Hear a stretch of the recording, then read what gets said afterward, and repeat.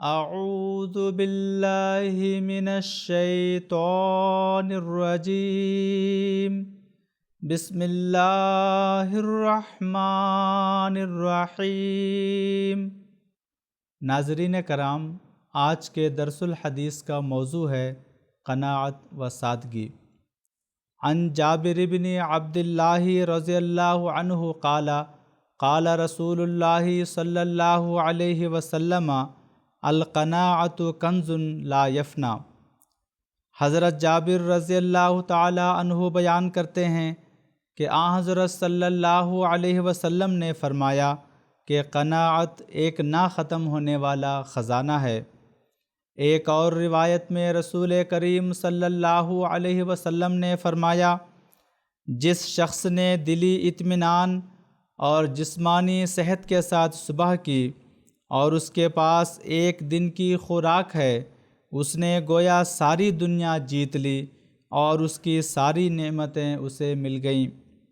ناظرین کرام، اللہ تعالیٰ نے جو انسان کو عطا فرمایا ہے اس پر اسے خوش رہنا چاہیے اور دوسروں کی طرف لالچ سے نہ دیکھے، بلکہ اس کے ساتھ ساتھ فضول خرچی سے بچتے ہوئے سادگی اختیار کرنی چاہیے۔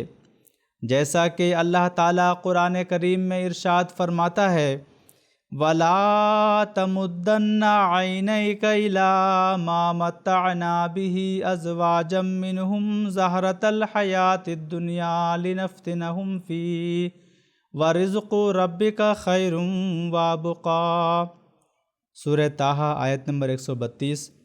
یعنی اور اپنی آنکھیں اس عارضی متاع کی طرف نہ پسار جو ہم نے ان میں سے بعض گروہوں کو دنیاوی زندگی کی زینت کے طور پر عطا کی ہے، تاکہ ہم اس میں ان کی آزمائش کریں، اور تیرا رب کا رزق بہت اچھا اور زیادہ باقی رہنے والا ہے۔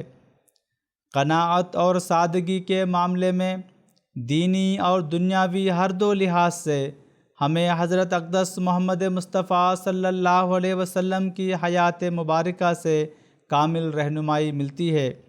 آپ کی خاطر یہ کائنات پیدا کی گئی، مگر آپ کے گھر میں کئی دن تک چولہا نہ جلتا اور چند کھجوروں اور پانی پر گزارا کرنا پڑتا تھا۔ دنیا کی بادشاہت ملنے کے باوجود آپ کا لباس نہایت سادہ مگر صاف ستھرا ہوتا تھا۔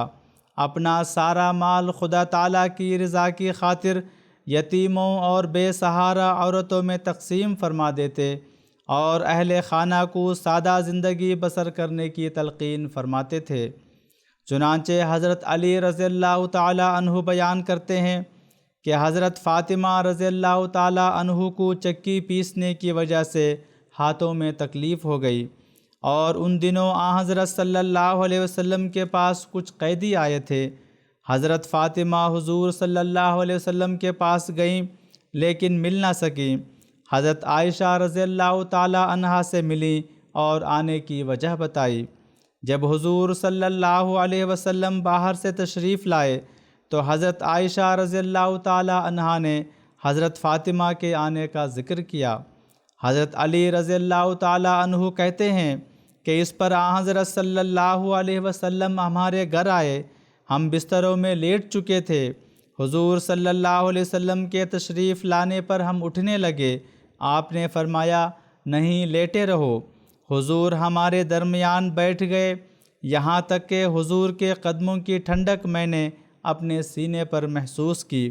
پھر آپ نے فرمایا، کیا میں تمہیں تمہارے سوال سے بہتر چیز نہ بتاؤں؟ جب تم بستروں پر لیٹنے لگو تو 34 دفعہ اللہ اکبر کہو، 33 بار سبحان اللہ اور 33 بار الحمدللہ کہو، یہ تمہارے لیے نوکر سے بہتر ہے۔ یعنی ان کلمات کی بدولت اللہ تعالیٰ تم کو برکت دے گا اور اس قسم کے سوال سے بے نیاز ہو جاؤ گے۔ مسلم کتاب الذکر۔ ایک اور موقع پر آپ صلی اللہ علیہ وسلم نے قناعت پسند شخص کے بارے میں فرمایا کہ قانع وہ ہے جس کے پاس گزارا نہ ہو، اس پر وہ صدقہ و خیرات کرے جبکہ اس کی غربت سے بھی کوئی آگاہ نہ ہو، اور وہ ضرورت مند ہوتے ہوئے بھی کسی سے نہ مانگے، غربت کی وجہ سے حیا کا پردہ نہ اٹھائے۔ بخاری۔ امام الزما حضرت مسیح موعود علیہ الصلاۃ والسلام کی حیات طیبہ کے مطالعہ سے قناعت کا مضمون اپنے کمال کو پہنچا ہوا نظر آتا ہے۔ مہمان نوازی میں کئی مواقع ایسے آئے کہ آپ نے بھوکے رہ کر اوروں کو کھانا کھلایا۔ اکتوبر 1905 میں جب آپ دہلی تشریف لائے تو اس وقت کے ایک واقعہ کا ذکر کرتے ہوئے آپ کے ایک صحابی حضرت میر قاسم علی صاحب رضی اللہ تعالی عنہ تحریر کرتے ہیں، میں اپنی خواہش کے مطابق حضور کے واسطے علیحدہ سالن کچھ سبزی ڈلوا کر تیار کرایا اور باقی تمام مہمانوں کے لیے آلو گوشت پکوایا، تو حضور نے فرمایا کہ 2 جگہ پکوانے کی تکلیف نہ کیا کرو، ایک ہی قسم کا کھانا سب کے واسطے پکوایا کرو، اور سب کے کھلا دینے کے بعد جو سالن نیچے کا بچ رہے اس میں سے تھوڑا سا میرے واسطے بھیج دیا کرو، اور اگر آم کا اچار ملے تو اس سے روٹی لگا کر کھانا مجھے پسند ہے بجائے سالن وغیرہ کے۔ حضرت خلیفۃ المسیح اول رضی اللہ تعالی عنہ قناعت کے ضمن میں ایک نہایت حسین مثال پیش کرتے تھے، جس کا ذکر کرتے ہوئے حضرت خلیفۃ المسیح رابع رحمہ اللہ فرماتے ہیں، خلافت سے پہلے جب جموں میں حضرت خلیفہ اول طبیب تھے، وہ ایک راستے سے گزرتے تو ایک ننگے فقیر کو دیکھتے جو دھوتی پہنے بیٹھا رہتا تھا۔ اس کا چہرہ غم آلود رہتا، جیسے اسے اپنی غربت کا بہت دکھ ہو، تاہم وہ مانگتا پھر بھی نہ تھا، جو چاہے ڈال دے۔ ایک دفعہ خلیفہ اول پاس سے گزرے تو وہ خوشی سے اچھل رہا تھا، چھلانگیں مار رہا تھا۔ اس سے وجہ پوچھی تو اس نے کہا کہ جس کو کوئی خواہش نہ رہے اسے تو خزانے مل گئے۔ حضرت صلی اللہ علیہ وسلم کا ارشاد ہے کہ قناعت نہ ختم ہونے والا خزانہ ہے۔ الفضل 3 ستمبر 1898۔ ہمارے پیارے امام حضرت خلیفۃ المسیح الخامس ایدہ اللہ تعالی بنصرہ العزیز فرماتے ہیں، اللہ تعالیٰ انبیاء کو بھی اپنی نعمتوں سے نوازتا ہے اور ان کے حقیقی ماننے والوں اور تعلیم پر چلنے والوں کو بھی ان دنیاوی نعمتوں سے نوازتا ہے۔ بعض دفعہ بعض عارضی تنگیاں ہوتی ہیں، لیکن پھر اللہ تعالیٰ کے فضل ہوتے ہیں اور حالات بہتر ہو جاتے ہیں۔ اسی طرح متقی میں قناعت بھی ہوتی ہے، اور قناعت کی وجہ سے وہ معمولی تنگیوں کو برداشت بھی کرتا ہے، پھر اللہ تعالیٰ اس کو دیتا ہے۔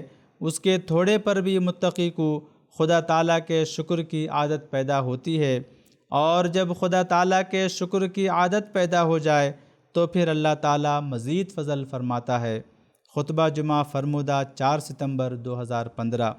دعا ہے کہ اللہ تعالیٰ ہم سب کو رسول اللہ صلی اللہ علیہ وسلم کی سنت کے مطابق قناعت اور سادگی اختیار کرنے کی توفیق عطا فرمائے، آمین۔ وآخر دعوانا ان الحمد للہ رب العالمین۔